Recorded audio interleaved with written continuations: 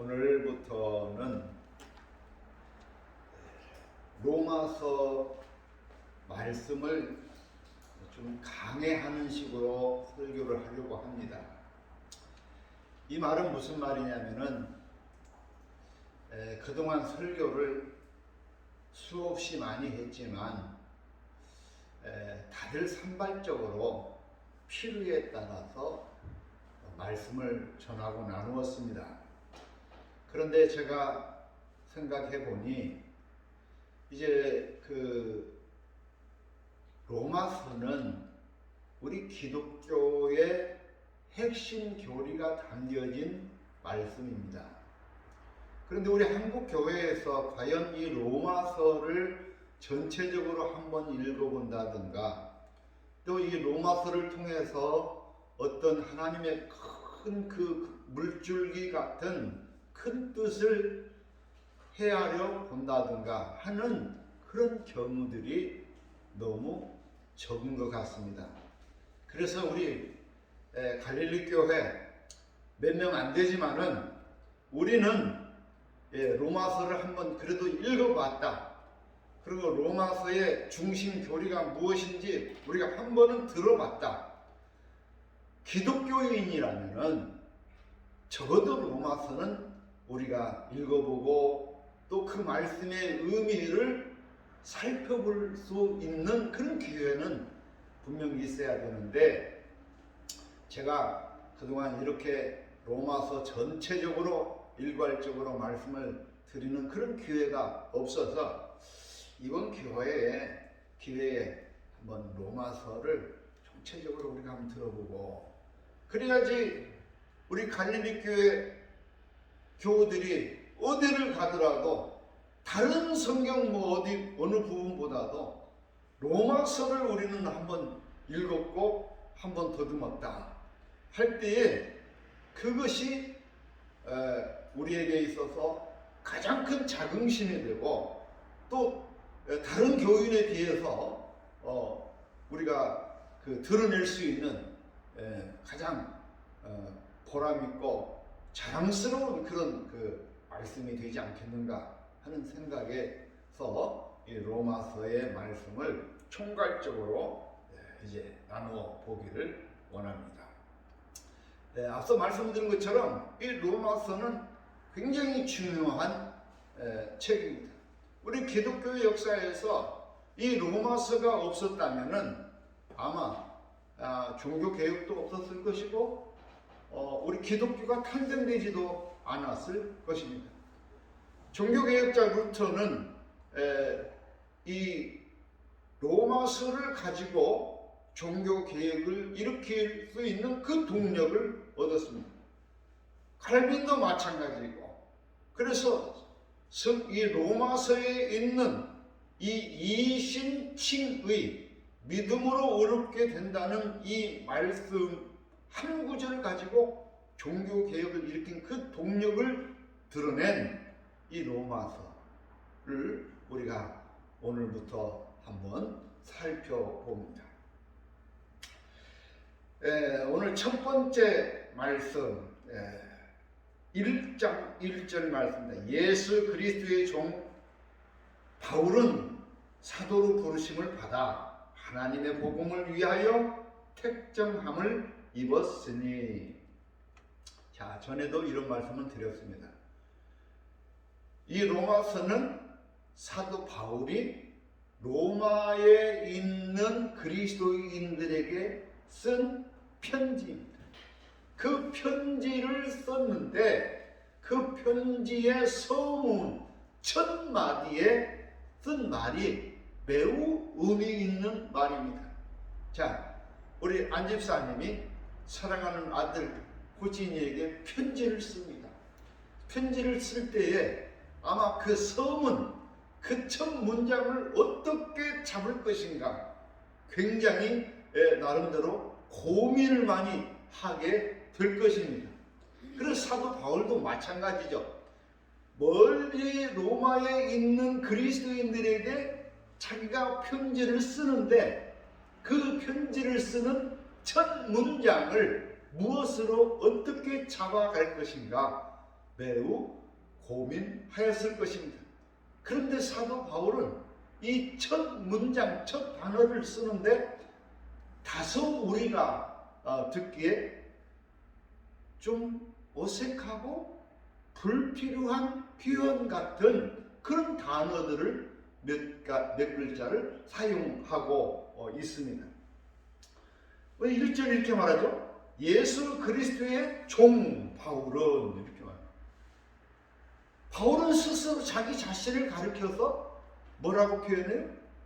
종이라고 표현합니다. 종이라는 말이 무슨 말이에요? 노예라는 말이죠. 노예. 우리가 지금은 노예가 사라진 시대입니다만은 불과 한 5, 60년 전만 해도 집에 와서 노예처럼 부려먹던 모습이 있었죠. 근데 이제 더 크게 거슬러 올라가면은 여러분 미국 사람들이, 영국 사람들이, 포르투갈 사람들이 아프리카에 가고 노예를 잡아다가 노예 매매한 거 여러분 기억하시죠? 종이란 그런 거예요. 종이란 노예예요. 그래서 주인이 부려먹는 대로 하는 겁니다. 주인 말 안 들으면 어떻게 해요? 맞아, 죽는 거죠. 그런데 이렇게 어떻게 보면 자존심 상하고 쪽팔린 얘기, 자기 자신을 가리켜서 종이라고 말합니다. 나는 노예예요. 누구의 노예? 예수 그리스도의 종 바울은 이렇게 말합니다. 지금은 우리 한국 기독교가 1000만 기독교인입니다. 그래서 기독교가 이 강한 세력을 가지고 있기 때문에 사람들이 기독교에 대해서 나름대로 기독교인이라는 것에 대한 자긍심을 갖는 그런 시대고, 개신교 1000만, 천주교 700만, 1700만 명이에요. 대한민국 5500만 인구 중에 1700만 명이 예수를 믿는다면 어마어마한 종교죠.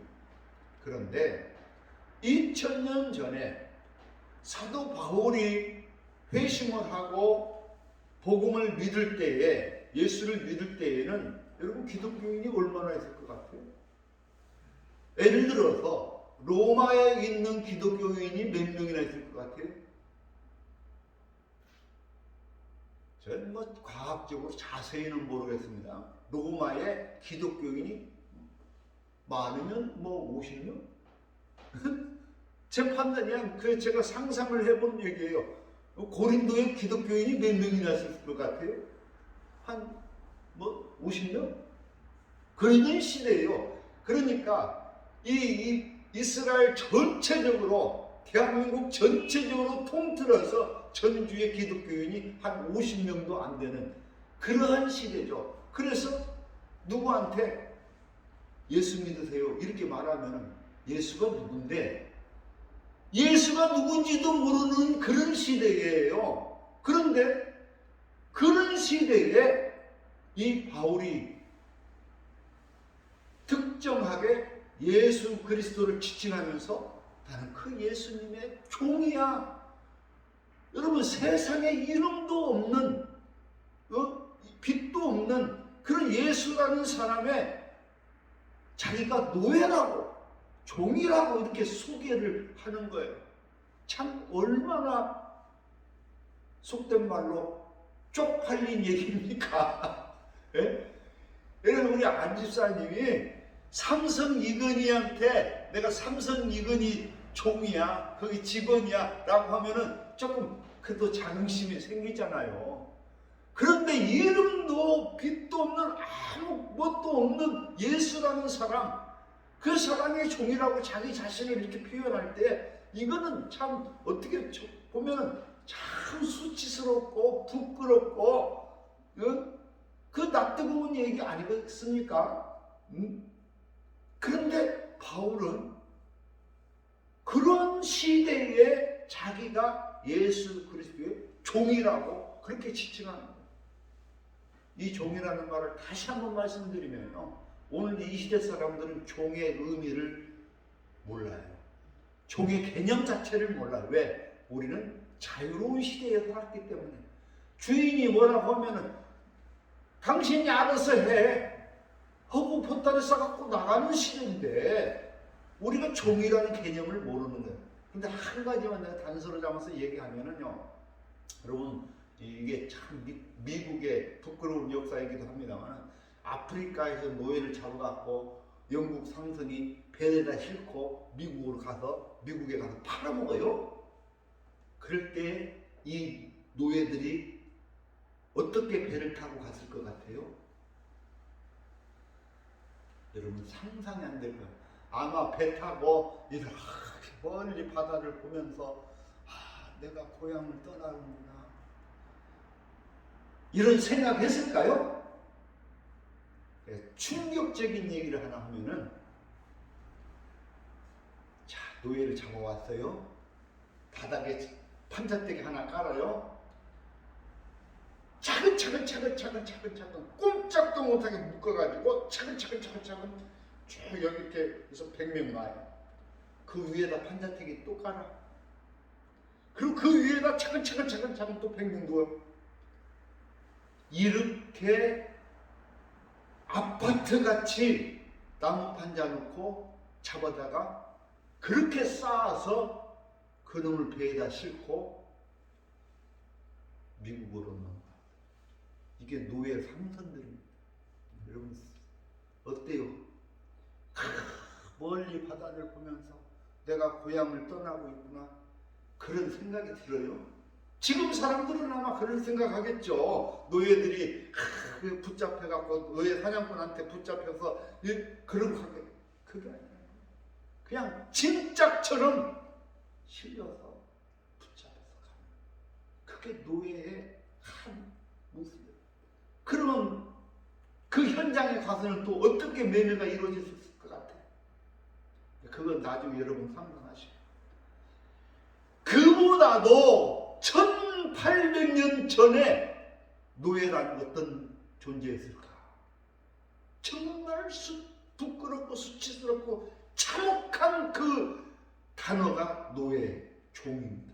그런데 사도 바울이, 여러분 사도 바울의 자존심이 얼마나 센 줄 아십니까? 사도 바울은요, 다시 말하면 사도 바울의 이 자존심이라는 것은 이루 말할 수 없어요. 그래서 심지어는 예수 믿는다는 사람들을 쫓아다니면서 전국 방방곡곡을 다니면서 붙잡아서 그들을 감옥에 쳐놓고 죽였던 사람이 사도 바울이에요. 자기 자신이 가말리엘의 문화생이라는 것에 대해서 얼마나 자존심이 강한지 몰라요. 지금 서울대 나온 사람들이 갖고 있는 자존심의 100배를 갖고 있다고 생각하면 맞습니다. 그런 사도 바울이 갑자기 로마에 있는 그리스도인들에게 자기 자신을 표현하는데 첫 마디가 예수 그리스도의 종 바울. 여러분 이것이 가능한 일이라고 생각되어집니까? 저는 이것은 절대로 꾸며서는 될 수 없는 일이다. 가식적으로 거짓말로 어느 유희로 사용할 수 있는 말이 아니에요. 2000년 전에 기독교라는 것이 보편화되기 전에 전주에, 예를 들어서 이스라엘로 비교하자면 전주라는 이 도시에 한 100명 모여서 예배드리는 이 형국에 그 사람들에게 편지를 써서 나는 예수 그리스도의 종입니다 라고 말하는 거, 얼마나 참 기가 막힌 이야기입니까? 그러나 사도 바울이 이렇게 말하는 것은 이미 이때는 사도 바울은 자존심도 없고 그 모든 것이 다 십자가에 녹아져서 바울이라는 사람은 이미 사라진 지 오래요. 강훈식이라는 사람은 이미 사라져버렸어요. 오직 그 속에 사도 바울이 말하는 것처럼 나는 없고 오직 예수만 존재한다. 이것은 사도 바울이 예수를 만나서 변화되진 그 상황이에요. 바뀌어져 여러분, 우리가 예수를 믿는 거는요, 요즘 이렇게 그 정광훈처럼 하는 거는 예수 믿는 게 아니에요. 예수 믿는 건 사도 바울이 지금 자기의 모든 관록과 학력과 자존심과 모든 것은 다 내팽개치고 처박아 놓고, 오직 나는 이제 예수 그리스도만을 위해서 살겠다 하는 그것이 그리스도인이고, 그것이 사도 바울의 변화된 모습인 거예요. 그래서 사도 바울이 저 이역말리 로마에 누가 있는지도 모르는데 그 사람들한테 편지를 쓰는 첫 마디가 예수 그리스도의 종이라는 표현을 사용합니다. 첫 번째 단어가 이 종이라는 말씀을 드렸습니다. 네, 이제 두 번째 단어는 바울은 사도로 부르심을 받았다, 이렇게 말합니다. 사도로 부르심을 받았다. 사도라는 말은 우리가 조금 아까 앞서 말씀을 드린 종이라는 단어하고 또 사뭇 다른 표현이잖아요. 사도 그러면 어때요? 사도라고 하면은 좀 무게감이 있죠. 존재감이 있고, 그렇죠. 우리 안광수 집사님 사도로 부르심을 받았습니다 하면은 좀 무게감이 있고 그 존재감이 있잖아요. 자존감이 생기고.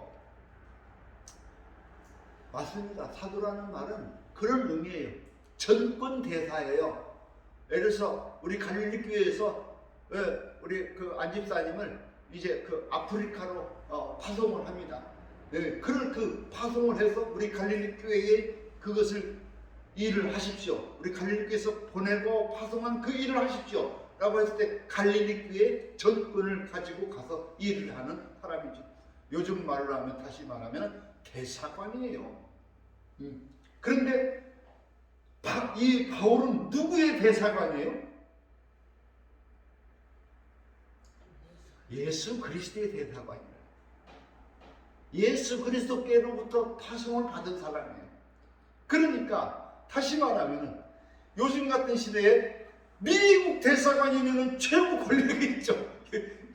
가끔 뉴스를 보면서 미국 대사관이 미국 대사가 가끔 한마디씩 우리 내정관서 그런 얘기를 들어보면 참 가관이에요. 그 미국 대사는 대한민국 대통령보다 더 높은 것 같아. 그런데 대한민국 대사 하면은 대한민국에서 파송한 대사 요즘 인기 좋잖아요. 뭐 어디를 가도 힘이 세잖아. 그런데 이 대사가, 이 사도가 누구의 사도냐? 예수 그리스도의 사도라. 예수 그리스도의 사도라. 그러니까 이 사도 바울의 본질, 사도 바울의 정체성이라는 것은 어떻게 보면 아주 미미한 거예요. 다른 사람 같으면 나는 로마의 대사입니다. 로마 네로 황제의 사도입니다 라고 할 때의 그 권위와 그 힘과 그 위엄이 어마어마한 것이지만은 이 바울에게 있어서 나는 사도인데, 무슨 사도? 예수 그리스도의 사도라는 것은 어떻게 보면 그 존재감이, 그 권위가 매우 그 약한 그런 것이죠. 그런데 이 말을 사도 바울은 많은 곳에서 사용을 합니다. 많은 곳에서 똑같은 말을 사용하는데 이것은 무엇이냐? 사도 바울은 예수 그리스도의 사도가 된 것을 넘들 같으면, 다른 사람들 같으면 쪽팔려서도 안 하고 부끄러워서도 안 하고 창피해서도 안 할 일이지만 사도 바울에게 있어서는 이것이 자기에게 있어서는 최고의 자긍심이라는 거예요. 자기에게서는 최고의 힘이다 이거예요. 왜? 여러분, 바울의 그 이전 생애를 보면은 바울은 이렇게 자기가 자신을 표현하는 때가 있어요. 나는 가말리엘의 그 문화생이다. 다시 말하면 서구작생이야. 그리고 이 율법적으로도 자기는 이 바리새파 중에서도 바리새파다 이거요. 그 시대에 유대교의 최고의 종교인으로서 자기는 존경받는 그런 사람이라는 것. 그래서 사도 이 바울은 그런 족보, 인간적인 족보, 육체적인 족보는 아주 좋은 거예요. 요즘 제가 이렇게 여러 가지 일을 하면서 생각해 보니까 이 족보가 좀 필요하구나 이런 생각이 좀 들어요. 왜냐하면 어디 가서 요즘 말은 힘도 없고 백도 없으면은요, 진짜 이 인생 비참하겠다는 그런 생각이 좀 들더라고요. 그런데 이 바울은 그 자기가 있었던 그 백그라운드를 다 벗어버리고 다 던져버리고, 그리고 예수 그리스도의 종으로서, 예수 그리스도의 사도로서 살아간다. 그 자긍심으로 지금 이 글을 쓰는 거예요. 그러니까 이 정말 멀리 있는 로마의 사람들이 지금 바울의 이 글을 읽으면서 어떤 연상을 하겠어요? 바울이 참 훌륭하구나 이렇게 연상하겠습니까? 제가 판단할 때는 일단은 누가 주어예요. 주어는 분명 바울이지만 바울이 지칭하는 그 목적어가 누구예요? 예수님이잖아요.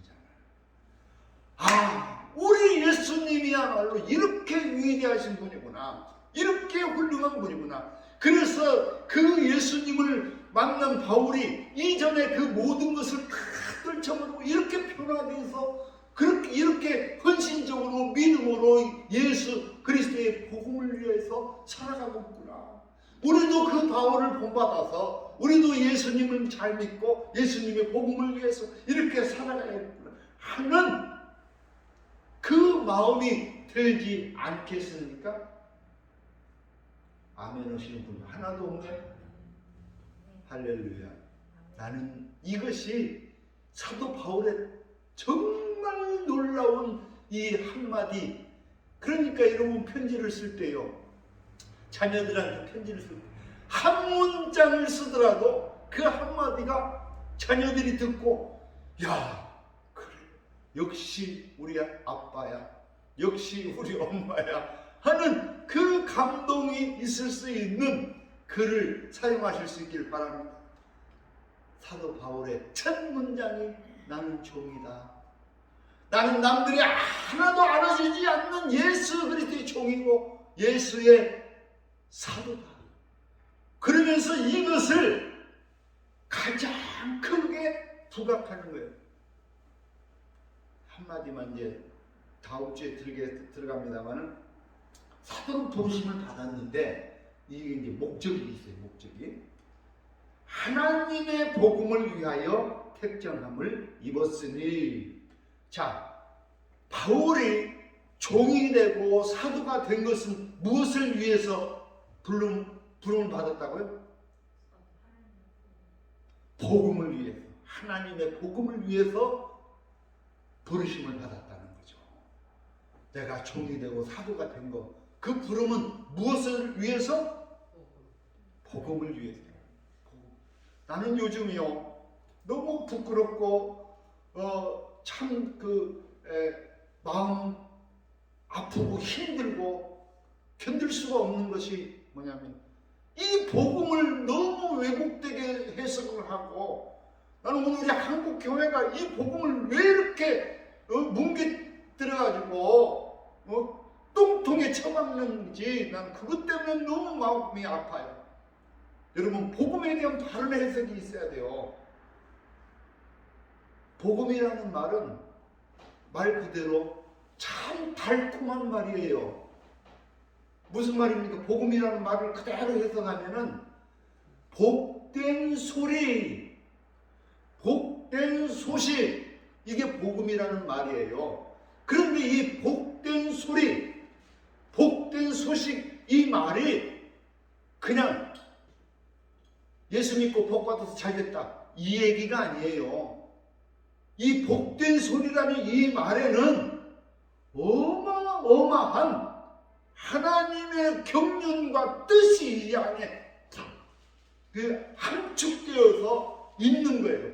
그런데 지금 우리가 예수를 믿는다면서 이 복음의 본질을 잃어버리고 복음의 뜻을 잃어버리고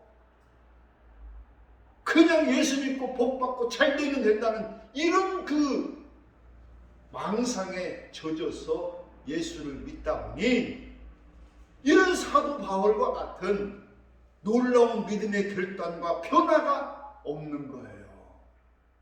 바울은 지금 예수를 왜 믿어요? 바울은요, 한없이 추락한 거예요. 자기의 신분이나 학벌이나 모든 것에 있어서 그 높은 곳을 다니는 사람이 그 모든 것을 다 버리고 완전히 추락해서 예수를 믿는 거예요. 왜? 예수 안에 생명이 있기 때문에.